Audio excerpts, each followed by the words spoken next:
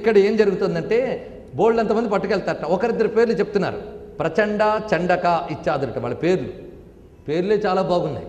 చండ, ప్రచండ. చండ అంటే భయం కలిగించేవాళ్ళు, ప్రచండ అంటే ఇంకా బాగా భయం కలిగించేవాళ్ళు. ఇంకెందరు ఉన్నారో పేర్లే చాలు భయపడుతున్నారు, ఇంకొక పేర్లు వద్దు. మొత్తం మీద పనులు చేసేవాళ్ళు వాళ్ళు లాక్కుపోతారట. తిన్నగా తీసుకెళ్తారు ఎక్కడికి అంటే ఒక తాటికి కట్టి ఒక చెట్టుకు వేలాడేస్తారటండి. అక్కడ మొదలు పెడతారు. తత్ర వృక్షో మహానేకో జ్వలదగ్ని సమప్రభ. అగ్నిలా మండిపోతున్న ఒక చెట్టు, దానికి కడతారట. పెద్ద విస్తారంగా ఉంది అది. పంచయోజన విస్తీర్ణ ఏకయోజన ముచ్చిత. 5 యోజనాల విస్తీర్ణము, 1 యోజనం పొడవు ఉన్నదిట.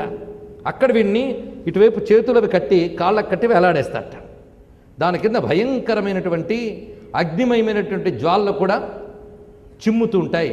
అక్కడ కట్టినప్పుడు వాళ్ళు అప్పుడు ఏడుపుతూ అంటారట, క్షమధ్వం భోపరాధం మే కృతాంజలి పుఠాయితి. 2 చేతులు దోయిలిస్తాం, దయచేసి మా అపరాధాన్ని క్షమించి మమ్మల్ని బాధించకండి అంటారట. అప్పుడు వాళ్ళు కొడుతూ అనే మాటలు చూడండి.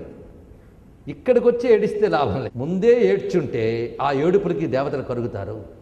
ఇక్కడికి వచ్చి ఏడిస్తే కరగరు. ఈ శరీరంతో ఏడ్చినా గొప్పదే. అయ్యో తప్పు చేసేనైనా పశ్చాత్తాపడి క్షమించమనే వ్రతమో ఏదో అప్పుడున్నప్పుడే జాగ్రత్త పడి పాటించుకుంటే ఇక్కడ వీళ్ళు క్షమించేవారు. అప్పుడు జాగ్రత్త పడచ్చు కదా. అప్పుడు ఎందుకు మీరు ఏడవలేదు? ఇప్పుడు ఇక్కడ ఏడిస్తే వినేవాడు ఎవడూ లేదు. చూడండి ఇక్కడ గొప్పగా చెప్తున్నాడు. శిక్ష డిక్లేర్ అయిపోయాక నరికే ముందు ఎంత ఏడ్చినా తలారికి ఏమీ వాడికి అథారిటీ లేదు, తీసేయాల్సింది. అంతే కదండి. అదే ఇక్కడ చెప్తున్నాడు. మీరు చేసినవి భో పాపా దురాచార కిమర్థం దుష్టచేష్టితం. పోనీ మీరు పుణ్యం చేయడానికి కష్టపడాలా? గొప్ప మాట అన్నారు. మీరు జన్మలో ఏమీ పుణ్యం చేయలేదు కానీ ఇక్కడికి వచ్చారు. పుణ్యం చేస్తుంటే ఇక్కడికి రారు, మీ వేరే అడ్రస్లు ఉంటాయి, అక్కడికి వెళ్ళిపోయేవారు. పాటికి ఏ పాటి పుణ్యం చేసినా సద్గతులు వస్తాయి. గుర్తుపెట్టుకోండి. సద్గతులు అంటే మోక్షం అని నేరుగా అనలేకపోయినా కనీసం ఉత్తమ లోకాలైనా వస్తాయి. ఈ మధ్య మనం కొత్త వేదాంత గ్రంథాలు చదివి ఉత్తమ లోకాలన్నీ వేస్ట్, పాపాలోకాలు వేస్ట్, మోక్షమే ముఖ్యం అనుకుంటూ చేయవలసిన సత్కర్మలని వదిలేస్తున్నారు. అదే వేదాంతం అనుకుంటున్నారు. వాళ్ళని ఆత్మజ్ఞానులు అనరు, కర్మభ్రష్టులు అంటారు. అందుకే కలో వేదాంతనే సర్వేని దీనివల్లే అని ఉంటారు మహానుభావులు, ఇంకేమిటో కాదు. అనేక మంది ఈ రోజుల్లో వేదాంత మార్గం చెప్తూ సనాతనమైన ధర్మాన్ని దెబ్బతీస్తున్నారు. పండితులు అనిపించుకున్న వాళ్ళు కూడా అదొక వేదనాభరితం. ఎందుకంటే మనకు బోవడంత పండితులు వచ్చి ఆధ్యాత్మిక బోధలు చేస్తూ ఉంటారు. వాళ్ళు నేను ఒకడినే కాదన్ను. కానీ వేదన ఎందుకు చెప్తున్నానంటే పండితుల మధ్య కూడా ఒక సయోధ్య ఉండాలి. ఎందుకంటే పాండిత్య ప్రతిష్టలు కాదు ప్రధానం, ధర్మ ప్రతిష్టాపన ముఖ్యం. ధర్మ ప్రతిష్టాపన చేసేటప్పుడు మనం ఆడే ప్రతి మాట నమ్మేవాళ్ళు 10 మంది ఉన్నారు అని ఒక్క స్పృహ ఉంటే మన అహం ప్రదర్శించడం వదిలి శాస్త్రం ఏం చెప్పిందో తెలుసుకోవాలి. ఒకవేళ తప్పు చెప్తే రేపు పొద్దున్న నిన్న తప్పు చేసేనని దిద్దుకోవడానికి కూడా సిద్ధమై ఉన్నవాడే ధర్మం గురించి ఋషుల కావ్యం గురించి పట్టుకోవడానికి మాట్లాడడానికి అర్హుడు. అంతేగాక కొంతమందికి పాపం ధర్మం చేయడానికి అవకాశం దొరకకపోవచ్చు. ఇది చాలా ముఖ్యమైన మాట, గుర్తుపెట్టుకోండి.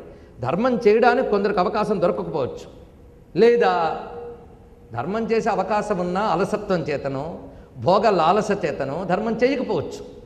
కానీ ధర్మం చేయకపోవడమే ధర్మము అని మాత్రం చెప్పకూడదు, గుర్తుపెట్టుకోండి. అది జరుగుతుంది ఇప్పుడు.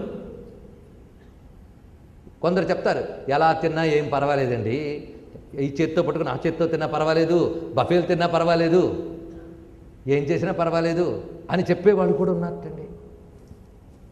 అంటే తినక తప్పట్లేదు, చూస్తూ ఉంటే అలా తినేయాలని బుద్ధి పుడుతోందని చెప్పినా పర్వాలేదు. అంతేగాని అలా తినడం మంచిదే అని చెప్పడం తప్పవునా కదా? చెప్పండి. ఇక్కడ ఇది గుర్తుపెట్టుకోండి. అయితే ఎక్కడో ఒకరిద్దరు మహాత్ములు ఏదో ఎక్కడో అలా తిన్నారని చెప్పి వాళ్ళని ఉదాహరణలుగా చెప్పకూడదు. ఎందుకంటే మహాత్ములు వేరు. ఒక ఆమె నాతో అన్న ప్రశ్నకి సమాధానం చెప్తున్నా. ఒక పెద్ద పరమహంస గారు అవధూత, ఆయన ధ్యాన సమాధిలోకి వెళ్ళిపోయాడు. ధ్యాన సమాధిలోకి వెళ్ళి 2 నెలలు సమాధిలో ఉండిపోయాడు. 2 నెలల తర్వాత ఆయన మళ్ళీ సమాధి నుంచి బయటకు వచ్చేట. అక్కడ ఒక స్త్రీ కనబడింది. అమ్మ దాహం వేస్తుందమ్మా అని అడిగేట. నేను బయటకు రాకూడదండి, నేను నీళ్లు తేకూడదు, ఎలా ఇస్తాను, ఏం పర్వాలేదమ్మా తే అన్నట్ట. వెంటనే రికార్డ్ చేసి ఆయన గారే అలా తాగారు కనుక ఇవేవి పాటించనక్కరలేదు అని రాస్తారు. ఇది ప్రమాణం. ఆయన ఏ స్థితిలో తాగాడు? 2 నెలలు సమాధి తర్వాత లేచి నీళ్ళు అడిగాడు. మనం కూడా అలా సమాధి తర్వాత అడిగితే ఆవిడిచ్చిన పుచ్చుకోండి. అది లేదే. ఆయన తీసుకున్న సమాధి ఆదర్శం కాదు, ఆయన తీసుకున్న ముట్టునీరు ఆదర్శం. ఇదే ఆదర్శం. కనుక ధర్మాన్ని ఎక్కడ ఎలా గ్రహించాలి? అంత మాత్రం చేత మహాత్ములను పట్టుకుని నిందించరాదు. ఒక రామకృష్ణ పరమహంస గారు, ఒక రమణ మహర్షి, వారు అనేక ప్రవర్తనలు, వాళ్ళ మాటలు అవన్నీ మనకు శిరోధార్యం. కానీ అవధూతలైన వారు కొన్ని సందర్భాల్లో ప్రవర్తించిన విధానాలు మనం చెప్పడానికి లేదు. మొన్న రుచి ప్రజాపతి గురించి చెప్పిన వెంటనే శంకరాచార్య ఏం చేశారంటే అన్నామా లేదా? ఆయన శంకరాచార్య, ఆయన స్థితి ఏమిటి? నపాదం అన్నవాడు ఆయన ఎక్కడ, మనం ఎక్కడ. కనుక ఎవడన్నాడు, ఎక్కడన్నాడు ఇది తెలుసుకోవాలి. నేల మీద నడుస్తున్నవాడు చకచకా నడిచి వెళ్ళిపోతున్నాడు, ఆ మాత్రం నేను నడవలేనా? నీటి మీద కాలు వేయకూడదు, అక్కడ పడవేసుకుని వెళ్ళాలి. ఆయన నేల మీద ఉన్నాడు, నువ్వు నీటి మీద ఉన్నావు, తెలుసుకో. కనుక ఆరూఢ స్థితికి వెళ్ళేవాడు వేరు, ఆరురోహ స్థితిలో ఉండేవాడు వేడు. ఇద్దరు స్థితుల గురించి మీకు చెప్పాను. ఆరురోహ అంటే ఎక్కుతున్నవాడు, ఆరూఢుడు అంటే ఎక్కు కూర్చున్నవాడు. ఎక్కు కూర్చున్నవాడు ఎక్కడికి కదలక్కర్లే, ఎక్కేవాడు మాత్రం జాగ్రత్తగా చుట్టూ చూసుకుని నడవాలి. అర్థమైంది కదా? అందుకు ఏ విషయం ఎక్కడ ఎలా తెలుసుకోవాలో చెప్తున్నాం. కనుకనే ఇక్కడ పాండిత్యంతో చెప్పేది ఏమీ లేదు, ఎందుకంటే పాండిత్యమే లేదు కనుక. ఇక్కడ ఉన్నదంతా ఒక్కటే, ఋషుల మాటలపై భక్తి, వాళ్ళపై అఖండమైన విశ్వాసం, సనాతన భారతీయ ధర్మంపై అపారమైన గౌరవం.